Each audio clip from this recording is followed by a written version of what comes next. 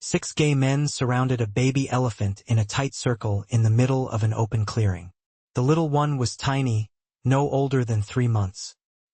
He was squealing desperately, spinning in place and looking for his mother, who was nowhere to be seen. One of the alpha males with a torn ear made the first lunge, snapping his jaws at the baby's leg. The elephant calf jumped back and collided with another gay man, who immediately grabbed his tail. I hit the gas pedal hard. The jeep burst through the bushes, clearing them with the hood. We were almost at the clearing, and I saw the third gay man approaching from the side, aiming for the calf's Achilles tendons. It was a classic tactic. Immobilize the prey, then tear it apart alive. The jeep rolled out into the clearing. I grabbed the gun and fired into the air. The roar echoed through the valley. The gay men abruptly stopped but didn't run away. They halted 20 paces away and began emitting howling sounds. I jumped out of the car, grabbed a signal rocket launcher, and fired it right under the alpha male's feet. The rocket exploded with a red flame and a deafening bang, finally scattering them. The alpha gave a command. The Hyenas turned around and disappeared into the tall grass. But it was clear they wouldn't go far. The baby elephant stood in the middle of the clearing, trembling all over. Blood was dripping from his bitten tail, but the wound was shallow, more like a scratch. I approached slowly, trying not to scare him, and suddenly the baby took a few steps towards me. He touched my leg with his trunk and whimpered. The baby was completely alone. Without a mother, without a herd. Elephant mothers never leave their babies, but this little one seemed to have taken a risk. Having fought off the herd, he was left alone in the savannah. Leaving him here was as good as condemning him to death. The Hyenas would return a minute after I left. I took out the radio. There was coffee in it. Found a lone elephant calf in the eastern sector. No signs of the herd were visible, so I set out to search. Stay tuned. I needed to find his family as soon as possible. I carefully surveyed the area, following the trail. Indentations from heavy legs, broken branches, dung marks. 50 meters away, I noticed distinctive jagged footprints on the ground. These were adult elephant tracks, and it happened recently, as the grass had not yet had time to recover. The trail led northwest, towards the hills. I moved forward, and the baby elephant followed me, trying not to fall behind. His little legs kept up with me by sheer willpower. He was clearly afraid of being left alone. We continued along the trail, and I noticed all the new signs. Gnawed branches, markings at my height, fresh dung that the wind had not yet dispersed. The herd had definitely passed through here, no more than an hour ago. 20 minutes later, we reached a dried-up riverbed, and I stopped. On the other side of the riverbed, I could see bull elephants with several cows around them. They noticed us immediately, and the nearest male stared in our direction, his menacing tusks sharp enough to pierce even a rhino. Bulls are one of the most dangerous animals in Africa. They kill more people than lions. We were now standing in the path of the elephant trail, which led through their territory. The male emitted a low rumble and started moving towards us, lowering his head. The baby elephant pressed against my leg and whimpered softly. I remembered my instructions. Do not run. Do not make eye contact. Do not make sudden movements. I gently placed my hand on the baby's head and began moving sideways, step by step. The bull suddenly trembled and made a shift, resembling an attack. The baby elephant jerked in fear, trying to escape. I grabbed him by the ear, holding him in place, and continued moving on our way. The sounds of birds quieted down, but I did not quicken my pace. Another bull joined us, both of them closely watching us. We circled the herd, walking along the dry grass for a whole 10 minutes, making a wide detour. Gradually, the bulls lost interest in us, getting back to their usual meal. When we finally reached the other side of the stream, I felt relieved. The elephant tracks led up the steep hill slope, towards a cluster of baobab trees. After a while, a distant rumble of elephants could be heard through the trees.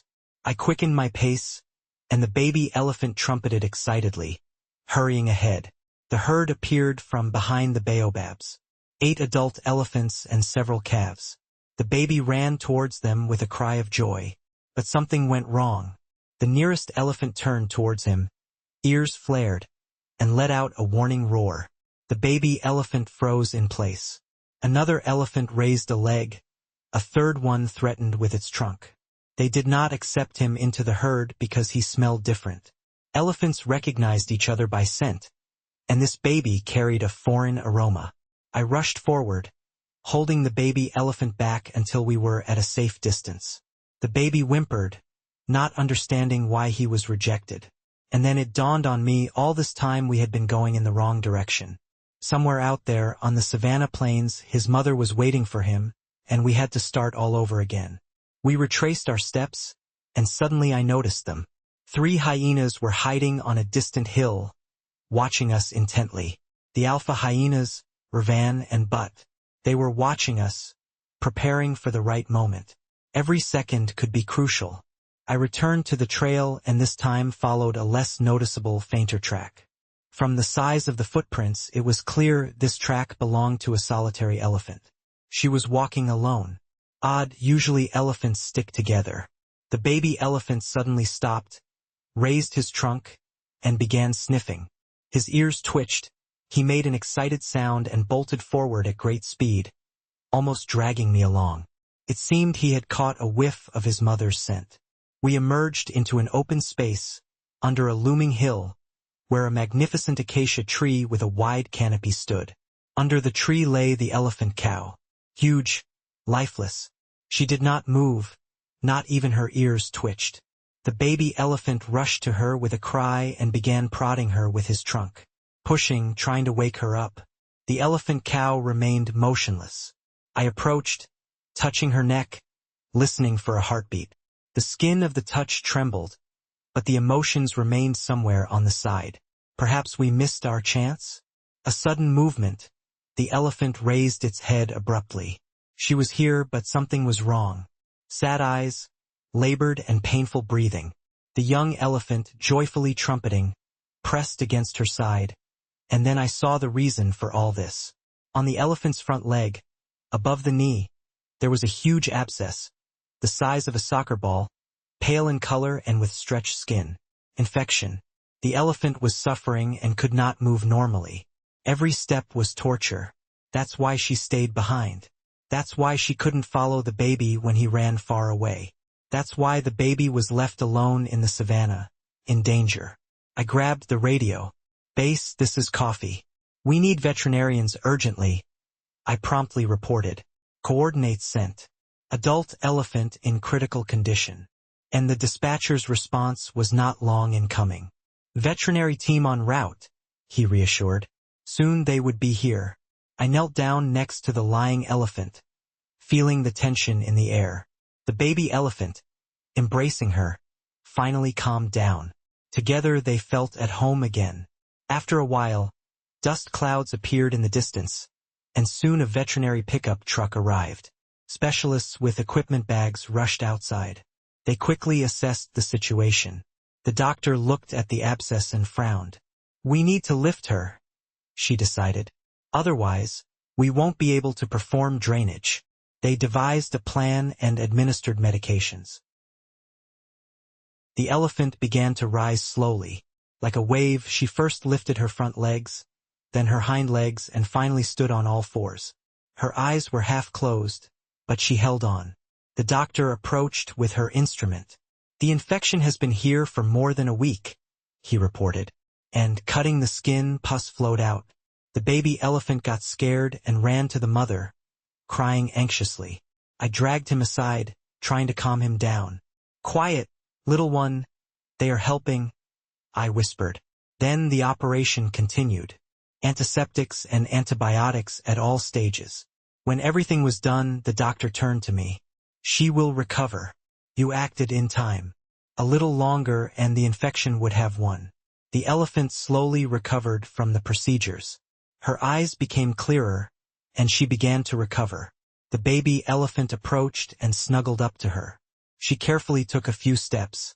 It became clear to me that the lameness had almost completely disappeared, and the pain had subsided. For the next 2 weeks, I didn't miss a single day, coming to them every time. I inspected the bandage, changed the drainage, gave antibiotics. The baby elephant had already started to recognize the sound of my jeep and hurried towards it, trumpeting joyfully. The mother elephant was gradually recovering. Her wounds were healing quickly, her strength was returning. Now she herself began to look for food and water. A month later I came for the last time. The wound had completely healed, leaving only a pink scar line in its place. The elephant was standing in the shade of an acacia tree, with the significantly grown and strengthened baby elephant playing nearby. He was tirelessly having fun, grabbing branches with his trunk, tickling his mother's side. I got out of the jeep, and the baby elephant rushed towards me, poking my chest with his trunk. The mother elephant also approached us, making a low, almost grateful sound. In the distance, their herd appeared. Their family was returning. The elephant turned her head and responded to their call with a loud trumpeting.